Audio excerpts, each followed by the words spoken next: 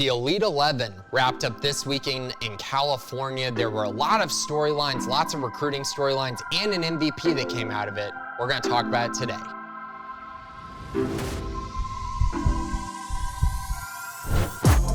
Welcome in, I'm Grayson Grunhafer, and today we're going to be talking about the Elite 11 that just wrapped up in California over the weekend. Obviously, it's always a huge weekend. Everyone kind of talks about it as the biggest high school camp for quarterbacks you can possibly go to, and I'd agree with that. There are a lot of interesting storylines, a lot of interesting recruitments that are kind of to be determined right now coming off of this. I'm going to talk about 4 of the quarterbacks who were in attendance. They kind of just stood out to me for a variety of reasons, as we'll discuss. So the first was the MVP, of course, the Elite 11 MVP, Jackson Arnold, the Oklahoma commit out of Denton Guyer. This is the second straight Elite 11 MVP out of the state of Texas. Cade Klubnik, who's at Clemson, was the MVP a year ago. And Jackson just kind of came in and stole the show immediately. He was pretty much in the top 3 every single day. He won the second day in my eyes, just from everything I saw. And I think the biggest thing that stood out was arm talent and athleticism. He moves really, really well in the pocket, and it shows on film, but it also showed at the Elite 11 camp as well. He gets outside the pocket, keeps his eyes down the field, and has a cannon for an arm. So he's able to attack all levels of the field, and it just was really impressive to see him go in there and really just dominate. And for everyone that's talked to Jackson, it's pretty much the talk of quiet kid, very humble, ultra confident. And that's exactly what it was, I think, after probably day 1 of the camp, where he had a decent day. And, you know, decent being top 3 day 1, but then the next 2 days really came out and performed extremely well.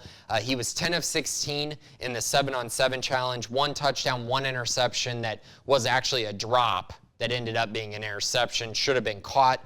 But I think overall, my takeaway from Jackson Arnold is that's a heck of a get for Oklahoma. And I think he's pushed himself up into the top 3 conversation, I think, for quarterbacks in the country, and really just put on a performance that I think everyone's going to be talking about in Norman for a while. And that arm talent was very, very apparent all weekend long. Next up is kind of my most interesting recruitment guy, and that's Dante Moore. He came out, looked really good. He kind of reminds me play style-wise of Bryce Young, even though he's about 2 or 3 inches taller and more stout, a little bit thicker than Bryce Young, but quick release, very accurate, a guy who I think can really bring a lot of things to the university that he ends up choosing. And for him, it was kind of an inconsistent weekend. You know, he had a really good day there, a decent day there. Ended up, in my eyes, being one of the top 3 or 4 quarterbacks at the event, even though it could be classified as a little up and down. He was very good in the 7-on-7 the last day. That really stood out to me. 16 of 19 with 4 touchdowns, 0 interceptions. Really kind of stole the show in that portion to an extent. We'll talk about the guy who really just was head and shoulders better than everyone in the 7-on-7, but I would say Dante was probably second. Now, the recruiting side of it is the most interesting part to me, though. Texas A&M, Oregon, Notre Dame, LSU, Michigan, they're all in the mix. And the reason for it is there's so many teams right now in the country who don't have a quarterback committed, who are kind of out there searching to find their guy.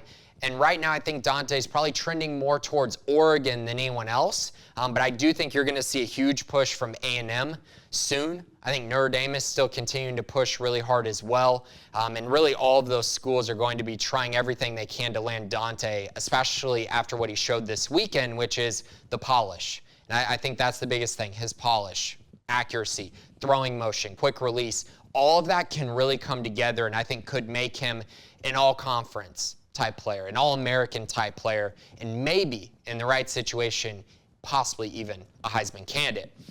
Moving on to my next one, biggest riser, that's Austin Novosad. Quarterback out of Dripping Springs. He's currently committed to Baylor, but I feel like no one really knew him. No one really talked about him at all. And so he's a huge riser for me because he was already right around a 4-star. On3 still has him as a 3-star, but he was kind of right on the fringe there. And I think now he's going to solidify himself as a surefire mid-level 4-star guy. Should be one of the top 8 quarterbacks ranked in this class, maybe even top 5 after what he showed this weekend. Great drill work, was very, very polished in that regard, had a very good pro day, was inside that top 5 group in the pro day. And really, if you look at his 3 days, it was consistent. It was top 5 every single day. And that's massive for him. He continued to show the trajectory that everyone sees. And that's why A&M, Ohio State have offered in the month of June. That's why Georgia and Notre Dame are looking at him as well. Even schools like Florida, who no one's even talking about, could be looking too. And so you put that all together and you see a guy who just continues to rise up the radar of all of these schools in the country, but he's still committed to Baylor. You could see a decision coming as early as this week. I know he had a Baylor chain on as well, so it looks like he's locked in, but there are a lot of schools continuing to evaluate him and look at him and communicate with him. So it's going to be a very interesting one to follow going forward. And finally, my biggest surprise of the weekend.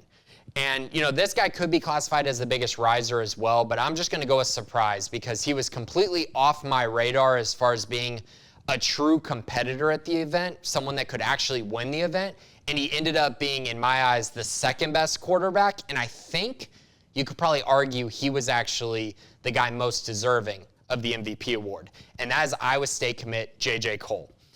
I mean, this guy lit the world on fire. The first day and the third day, had a good second day, but that first day was really good, and the third day was special. He was 13 of 16 for 6 touchdowns and 0 interceptions during the 7-on-7 portion. That's right. He completed 13 passes, and 6 of those were for touchdowns. He's massive, a huge 6'6" frame, kind of fits everything that Iowa State, I think, has needed. You know, he's a complete antithesis of Brock Purdy, which is hilarious to see. A guy with a huge arm who's going to spread the field vertically while also being, I think, a little more accurate and a little more polished than Purdy was during his time at Iowa State. And he's just one of those guys I think everyone looked at and went, man, oh man, this guy has it all. And now I'm going to be curious if schools start looking at him and going, oh no, we missed out on this evaluation. Now we need to figure out a way to go offer this kid and get him on campus and see if he's interested. And I'm very curious if J.J. Cole will be. I think Iowa State could struggle a little bit this year. And while that could be bad, it could also be good. You know, it could say, okay, well, if we had a quarterback, maybe we'd reach this next level and you can come in and play right away. Or it might mean Matt Campbell decides he's going to leave and go somewhere else, in which he wouldn't end up a Cyclone anyway. So I know that's a lot of speculation there and a lot of things that are kind of to be determined. But I think right now, the main focus is J.J. Cole is a very good quarterback. Iowa State has a very good commit, and they evaluated talent extremely well by landing J.J. Cole as early as they did.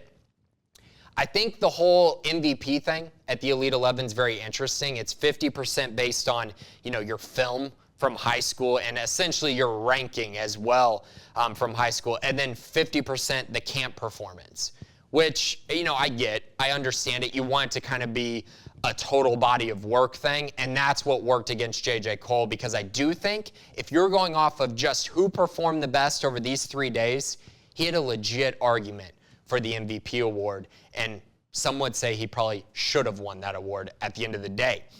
It was a great Elite 11 event. There are a lot of really good quarterbacks, really talented guys that I didn't even get to talk about today, and a lot of interesting storylines, but those 4 guys specifically really stood out to me over the weekend. This has been Grayson Grunhafer. Thanks for listening. I'll talk to you later this week.